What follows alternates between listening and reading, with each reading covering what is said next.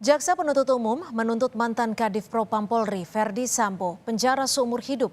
Hukuman tersebut diapresiasi oleh ayah almarhum Brigadir Yosua Huta Barat. Saat menyaksikan sidang tuntutan Verdi Sambo di rumah, ayahanda almarhum Brigadir Yosua memberikan apresiasi kepada jaksa penuntut umum terkait tuntutan seumur hidup kepada Verdi Sambo. Meski hukuman itu jauh dari harapan keluarga yang menuntut pelaku dihukum mati.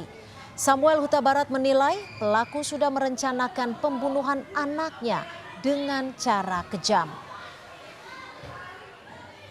Verdi Sambo dituntut hukuman penjara seumur hidup atas kasus pembunuhan berencana Yosua Huta Barat. Lantas seperti apa keluarga almarhum Yosua menanggapi tuntutan terhadap Verdi Sambo ini? Hingga seperti apa harapan keluarga almarhum pada tuntutan dua terdakwa lainnya? Selengkapnya sudah bergabung di Kompas Petang Samuel Huta Barat, ayahanda almarhum Yosua Huta Barat. Selamat sore Pak Samuel, terima kasih untuk waktunya sudah bergabung bersama kami. Selamat sore, Cynthia. Ya Pak Samuel, dituntut hukuman seumur hidup. Bagaimana keluarga menanggapi tuntutan terhadap terdakwa Verdi Sambo ini? Kita kembali dulu kepada pembacaan tuntutan yang dibacakan oleh jaksa penuntut umum di selama persidangan yang terlaksana beberapa jam yang lalu. Di sana dengan tegas ataupun dengan terang benderang jaksa penuntut umum menjelaskan semua runut-runut tuntutan yang dibacakannya terhadap Verdi Sambo. Oleh karena itu kami menilai pembacaannya itu sangatlah objektif dan kami sangat merespon pembacaan tuntutan yang dilakukan terhadap Verdi Sambo. Memang dari awal kami berharap menurut bacaan tuntutan itu kami sangat berharap awalnya untuk dilakukan tuntutan pasal 340 yaitu hukuman seberat-beratnya itu hukuman mati. Tapi dengan kenyataan ini jaksa penuntut umum menuntut Verdi Sambo dengan tuntutan seumur hidup. Oleh karena itu kami sangat berharap sekali untuk Bapak Hakim nantinya untuk mewujudkan harapan keluarga agar diwujudkan tuntutan hukuman mati. Pak Samuel, apakah artinya keluarga menilai hukuman yang dituntut oleh jaksa ini dinilai tidak layak atau tidak cukup bagi keluarga? Bukan penilaian kita layak apa tidak layak.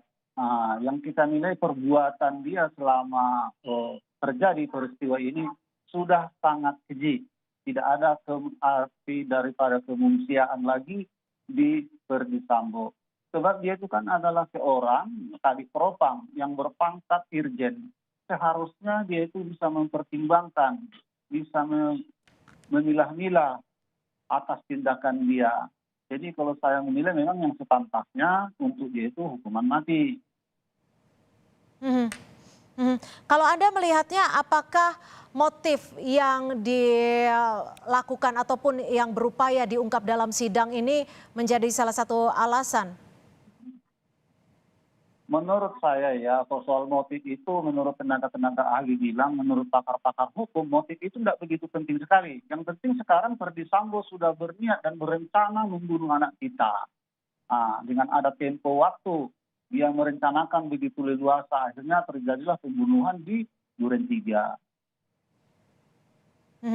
Pak Samuel, hari ini sudah sudah dituntut hukuman seumur hidup. Menurut Anda apa saja yang belum mungkin terungkap di persidangan? Ya, di persidangan itu nampaknya hanya yang saya lihat waktu mengikuti persidangan ini, saya lihat itu yang lebih banyak hanya fitnah demi fitnah untuk almarhum anak saya Yosua. Difitnah pertama sekali di Duren 3, sesudah itu di Magelang. Yang dituduhkan sama dia pertama sekali adalah pelecehan seksual.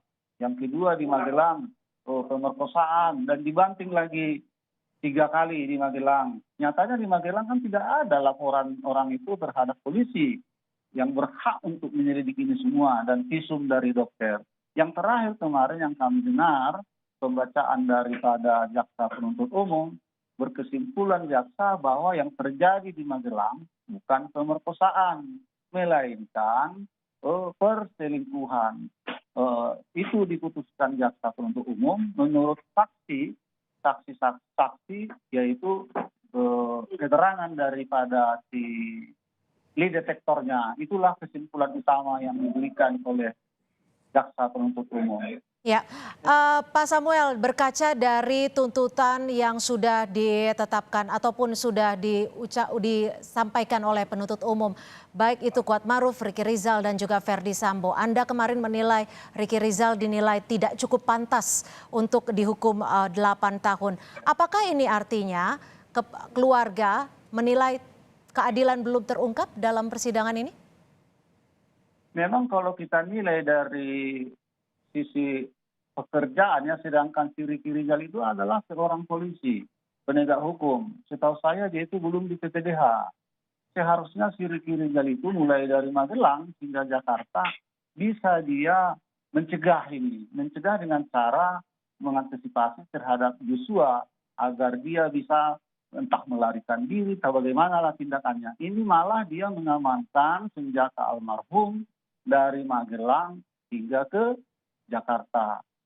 Menurut keterangan di pengadilan, di tengah perjalanan katanya itu kan ditanyai almarhum Joshua terhadap si Ricky Rizal, di mana senjata saya bang.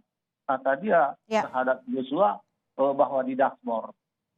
Sedangkan di Saguling itu dia mengetahui rencana Sambo.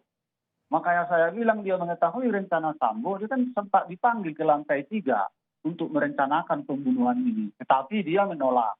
Katanya tidak ada mental untuk itu. Ya. Dan yang terakhir, dia di Duren 3, kan dia mengetahui dia ada di TKP. Jadi sedangkan memanggil ke TKP, ke taman rumah itu pun, memanggil si almarhum adalah CRR. Kalau memang ada niat baik sama dia, untuk sesama ADC, dia apa salahnya memberitahu untuk mencegah terjadinya peristiwa ini.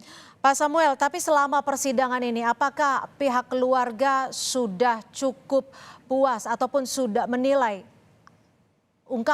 yang diungkap oleh jaksa sudah cukup terhadap peran-peran yang dilakukan oleh para terdakwa? Semacam tadi yang saya bilang ya, yang tuntutan untuk si Verdi Sambo, uraian pembacaan itu tuntutan terhadap Verdi Sambo, begitu tertata kata demi kata dan tuntutan dan hal-hal sebagainya. Tapi di akhir tuntutan itu kan jaksa penuntut umum menuntut Verdi Sambo ke penjara seumur hidup. Kami menduga dari awal, runut-runut dari tuntutan itu sangat berharap hukuman mati, rupanya dituntut seumur hidup. Lalu apa harapan dari pihak keluarga terhadap tuntutan untuk 2 terdakwa lainnya, Putri Chandrawati dan Richard Eliezer? Harapan kami terhadap si Putri ya, besok saya dengar beritanya itu bahwa dibacakan tuntutan untuk si Putri. Sebenarnya si Putri inilah sumber dari permasalahan ini. Hasil bisikan dialah sama suaminya si Verdi Sambo, makanya ini terjadi semua. Jadi di sini kami sangat berharap kepada Pak Jaksa untuk menuntut dia sesuai dengan perbuatannya di pasal 340 yaitu hukuman mati juga. Lalu bagaimana dengan Richard Eliezer yang sudah berperan sebagai justice kolaborator? Apa harapan dari keluarga Yosua? Ya, memang si Eliezer adalah sebagai justice kolaborator sebagaimana diusulkan LPSK dengan pengacaranya terhadap jaksa penuntut umum. Oleh karena itu, marilah kita bersabar agar bagaimana nanti keputusannya dari Pak Hakim memutuskan si Eliezer ini apakah layak apa tidak sebagai justice kolaborator. Yang berhak untuk memutuskan itu kan adalah hakim. Pak Samuel, Verdi Sambo rencananya akan menyampaikan pledoinya yang nantinya akan dibacakan oleh Verdi Sambo sendiri di muka sidang. Bagaimana keluarga melihatnya? Wah, itu adalah hak dia, hak tersangka itu. Hak tersangka dan terdakwa membacakan pledoi ataupun pembelaan diri di depan majelis hakim. Itu hak dia yang dilindungi undang-undang. Pak Samuel, Anda tadi juga menyebutkan bahwa ada pencemaran nama baik yang sudah dilakukan terhadap anak Anda Nofriansyah Yosua. Apakah keluarga ingin menuntut perbaikan nama baik Anda dan juga keluarga dan juga Yosua?